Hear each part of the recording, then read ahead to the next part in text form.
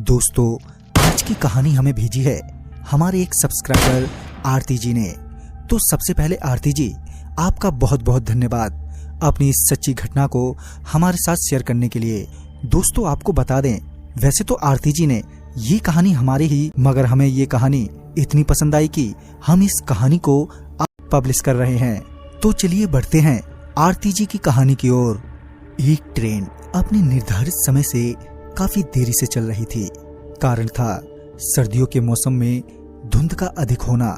ऊपर से रात का वक्त। ट्रेन में मौजूद आरती के नाना जी, जो कि उस ट्रेन के लोको पायलट थे, कि उन्हें एक बार फिर ट्रेन को रोकने का सिग्नल मिला।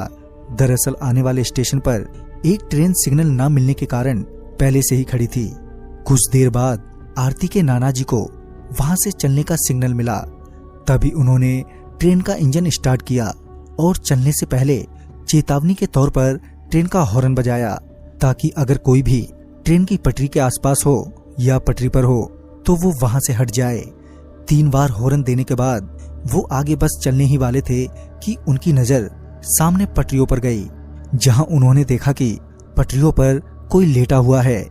यूं तो धुंध की वजह से कुछ साफ साफ नहीं दिख रहा था, मगर ट्रेन की लाइट से पता चल रहा था कि कोई तो है जो सफेद कपड़े पहने पटरियों पर लेटा है। आरती के नाना जी उसे वहां देखकर हैरान थे। कायदे से तो उसे अब तक हॉर्न की आवाज सुनने के बाद पटरियों से हट जाना चाहिए था, मगर वो तो अपनी जगह से टस से मस ही नहीं हो रहा था। आरती के नाना जी ने ट्रेन के विंडो से उसे आवाज देते हुए कहा, अरे भाई, हॉर्न की आवाज सुनाई नहीं दे रही क्या? चलो अब हट भी जाओ पटरियों से। मगर उनके कई बार कहने के बावजूद भी वो वहीं ज्यों का त्यों ही पड़ा रहा।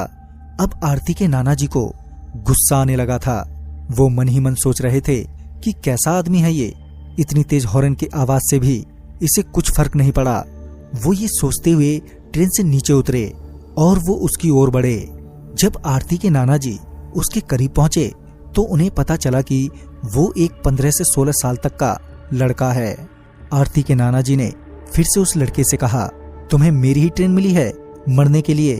ये बोलते हुए आरती के नाना जी आगे बढ़ ही रहे थे कि वो लड़का एकदम से खड़ा हो गया। उस लड़के को खड़ा होता देख आरती के नाना जी भी एकदम से रुक गए।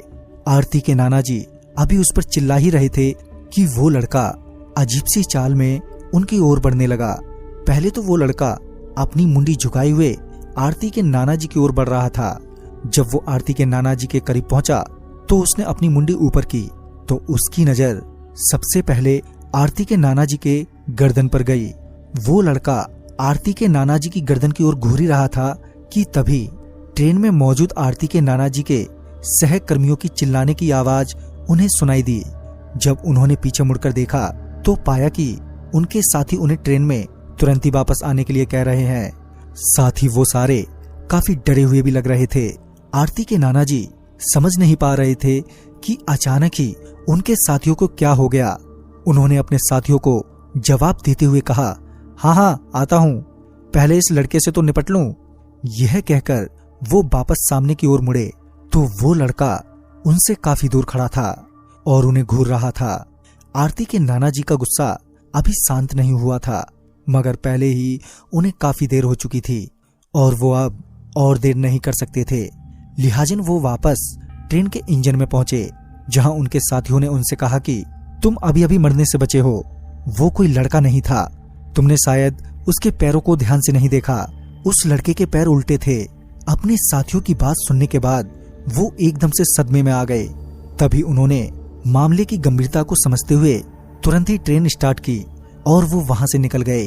मगर रास्ते भर उनके मन में एक ही ख्याल आ रहा था कि वो तो मुझे कुछ भी कर सकता था। तभी उन्हें ध्यान आया कि वो लड़का उनकी गर्दन की तरफ देख रहा था। फिर जब उन्होंने अपनी गर्दन पर हाथ फेरा तो उन्होंने पाया कि उन्होंने अपने गले में बजरंगबली का एक लॉकेट पहना हुआ है। तभी उन्हें एहसास हुआ कि शायद उनकी जान बजरंगबली की वजह से बच गई। तो दोस्तों, इस कहानी में बस इतना ही।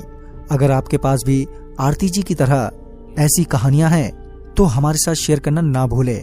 जल्द ही मिलूंगा शायद आप ही की भेजी हुई एक नई कहानी के साथ। तो तब तक के लिए बाय एंड टेक केयर।